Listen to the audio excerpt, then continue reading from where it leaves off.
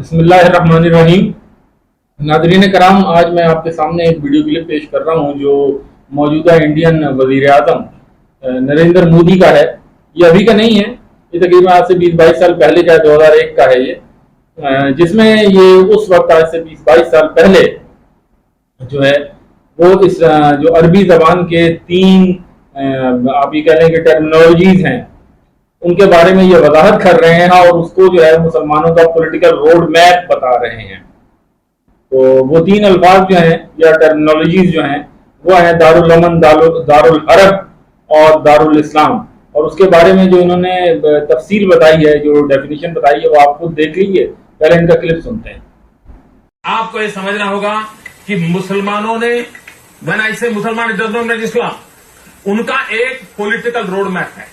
انہوں نے دنیا کو 3 حصوں میں بانٹا ہے، ایک دارالامن، دوسرا دارالحرب، تیسرا دارالاسلام۔ دارالامن کا مطلب ہے لینڈ آف پیس، جہاں پر اسلام پہنچ چکا ہے وہاں لینڈ آف پیس ہونا چاہیے، اتھوا جہاں اسلام کچھ کرنے کی طاقت نہیں رکھتا ہے وہاں پر دارالامن ہونا چاہیے۔ دارالحرب لینڈ آف کانفلکٹ، جہاں پر طاقت ہے وہاں سنگرش کرو، اپنا جھنڈا جماؤ۔ اور تیسرا ہے دارالاسلام، پورے وشو کو اسلام میں کنورٹ کرنا، ایسے ارادوں سے political activist those who are belong to the Islam, they are doing this activity. Unless we do not understand the people, we can't understand the.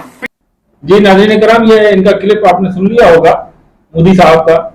تو بڑی عجیب سی بات ہے، جو لوگ تھوڑا سا عربی کو سمجھتے ہیں اور خاص کر اردو کو بھی سمجھتے ہیں یا اردو گرامر کو سمجھتے ہیں، ان کو اچھی طرح پتا ہوگا کہ دارالامن، دارالحرب اور دارالاسلام کا مطلب کیا ہے۔ اب یہ اس کو جو so called political road map کہہ رہے ہیں کہ مسلمانوں نے روڈ میپ یہ ایک ترتیب دیا ہوا ہے، تو یہ صرف اور کچھ نہیں ہے، مسلمانوں کے خلاف وہ ازلی ابدی ایک نفرت ہے، ایک آگ ہے جو ان کی رگوں میں لگی ہوئی ہے اور وہ ان کے جین میں ہے، آپ یہ کہہ لیں کہ ڈی این اے میں ہے وہ چیز، یہ جو اندھ بھکت ہیں یا ہندوتوا کے جو پیروکار ہیں۔ اب میں سمپل سی زیادہ لمبی نہیں کرتا بات، میں صرف آپ کو دارالامن، دارالحرب اور دارالاسلام یہ 3 ٹرمینالوجیز جو ہیں عربی زبان کی، تو ان کی لفظی میننگ بتا دوں گا، جس سے آپ کو یہ واضح ہو جائے گا کہ کس طریقے سے انفارمیشن کو بھی اور زبان کو بھی، الفاظ کو بھی اپنے مقصد کے لیے مینوپولیٹ کیا جاتا ہے، غلط مطلب پہنائے جاتے ہیں اور سب کچھ غلط مطلب پہنا کر سب کچھ تھوپا جو جاتا ہے مسلمانوں پہ تھوپا جاتا ہے۔ جس طرح پہلے مغرب کیا کرتا تھا، اسی طریقے سے اب یہ ہندوؤں نے شروع کر دیا ہے۔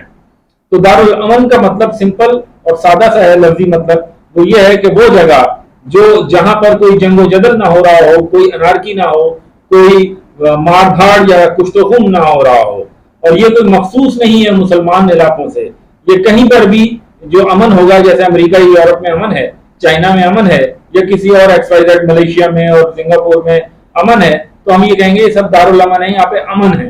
دار کا مطلب ہوتا ہے گھر، علاقہ، ٹھیک ہے، ملک، جگہ، یہ ان میں وسیع میننگ میں آتا ہے، تو یہ ایسی جگہ جہاں امن ہو۔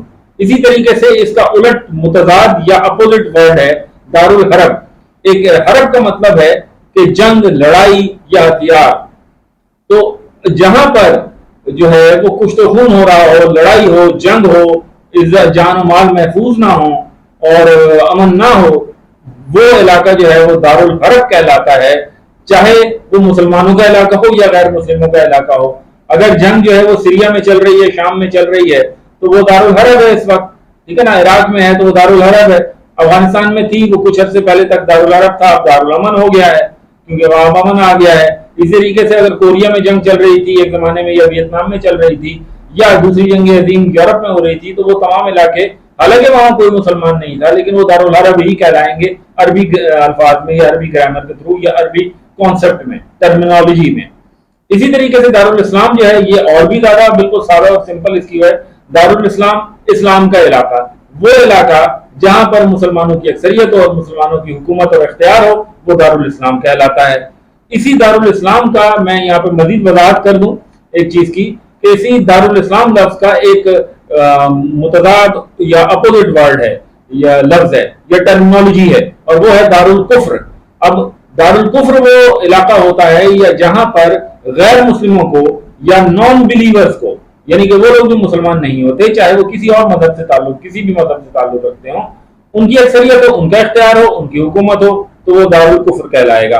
अब यहाँ पर ये हमारे जो अंधभक्त हिंदू हैं, हिंदुत्व के पैरोकार जाहिल, जिसमें सबसे बड़े जाहिल जो हैं उनके अपने लीडर हैं, और ये बाय डिजाइन जाहिल बने हुए ही है, नहीं इनको पता सब कुछ है, लेकिन इनके अंदर इतनी आग है ना कि इनकी सारी समझ जो है उस आग ने, मुसलमानों के खिलाफ जो आग है इनके रगों में दौड़ रही, उसने खप्त कर दी है इनकी अकल, तो समझते हैं ये सब कुछ है। तो ये असल में जो है वो दारुल कुफ्र को या कुफ्र या काफिर को कहते हैं। हमें क्यों कहते हैं काफिर कहते हैं? भाई अरबी टर्मिनोलॉजी को जरा सीख लो, ये अरबी से आया है उर्दू में, ठीक है ना, और कुफ्र का मतलब होता है इनकार करने वाला। तो ये गाली नहीं है, ये एक जबान की टर्मिनोलॉजी है। वो शख्स जो इस्लाम का इनकार करे या इस्लाम से अलग एक मजहब रखता हो, उसको हम कहते हैं कि वो जो है वो काफिर है, यानी कि वो इस्लाम का मुनकिर है, ठीक है, इस्लाम का कुफ्र करता है।